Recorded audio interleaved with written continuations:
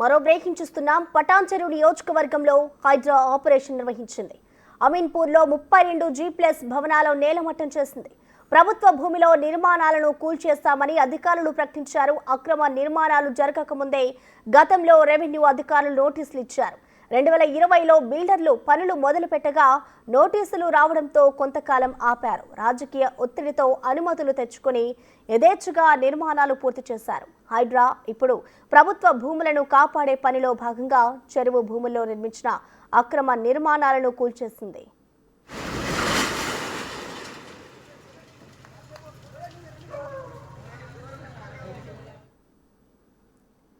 దీనికి సంబంధించిన మరింత సమాచారాన్ని మా ప్రతినిధి సుజాత అందిస్తారు. సుజాత, చెప్పండి, అమీన్పూర్లో హైడ్రా నిర్వహిస్తున్న ఈ కూల్చివేతలకు సంబంధించిన డీటెయిల్స్ ఎలా ఉన్నాయి సుజాత?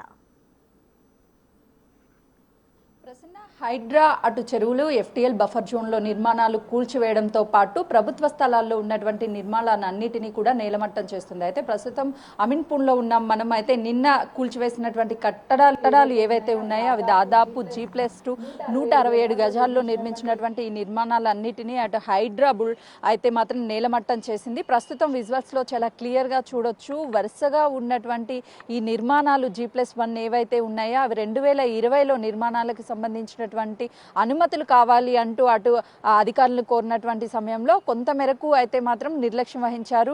దీనికి సంబంధించి క్లియర్ టైటిల్ లేదు అని చెప్పేసి రెవెన్యూ శాఖకు సంబంధించినటువంటివి వాటికి సంబంధించినటువంటి భూములు అని చెప్తున్నటువంటి రెవెన్యూ అధికారులు అయితే తర్వాత కొంతమంది రాజకీయ నాయకులు ఒత్తిళ్లతో అనుమతులు తీసుకొచ్చారు అని చెప్పేసి ఆరోపణలు ఉన్నాయి. ఆ తర్వాత కలెక్టర్ ఇన్వాల్వ్ అయ్యి వీటికి సంబంధించి కొంత మేరకు అయితే మాత్రం నోటీసులు జారీ చేశారు. ఆ తర్వాత రీసెంట్గా హైడ్రా ఎప్పుడైతే రంగంలోకి దిగిందో ఆ తర్వాత రెవెన్యూ అధికారులు అయితే మాత్రము హైడ్రాకి ఫిర్యాదు చేయడంతో హైడ్రా అధికారులు ఇక్కడ రంగంలోకి దిగి వీటిని నేలమట్టం చేశారు. ఇదంతా కూడా ఇక్కడ ఉన్నటువంటి 34 G+1 భవనాలు ఏవైతే ఉన్నాయో వాటన్నిటి మీద సర్వే నెంబర్ 6 మీద అయితే మాత్రము వీళ్ళు స్టే తీసుకొచ్చారు కోర్టు నుంచి. కానీ అటు రెవెన్యూ అధికారులు ఈ G+1 ఉన్నటువంటి భవనాలంతా కూడా సర్వే నెంబర్ 12లో వస్తుంది. 12 అంతా కూడా రెవెన్యూకు సంబంధించినటువంటి భూములు అని చెప్పేసి అటు అధికారులు చెప్తున్నటువంటి పరిస్థితి అయితే ఉంది. నిన్న కూల్చివేతల సమయంలో అందరూ అడ్డుకునే ప్రయత్నం చేశారు. ఇక్కడికి పోలీసులు అదేవిధంగా విధులకి ఆటంకం కలిగించే అందరినీ కూడా అటు బయటికి పంపించే ప్రయత్నం చేశారు. ఇప్పటికే ఈ విల్లాలో 6గురికి పైగానే నివాసం ఉంటున్నటువంటి వాళ్ళని కూడా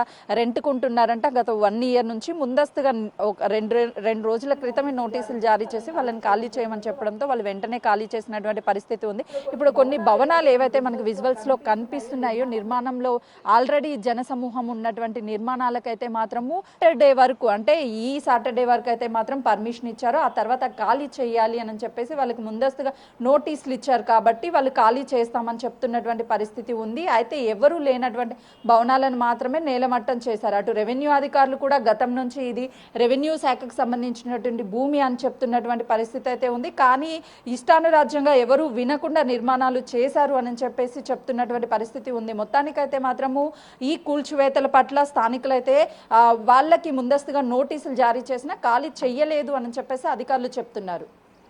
రైట్, థ్యాంక్ యూ సుజాత.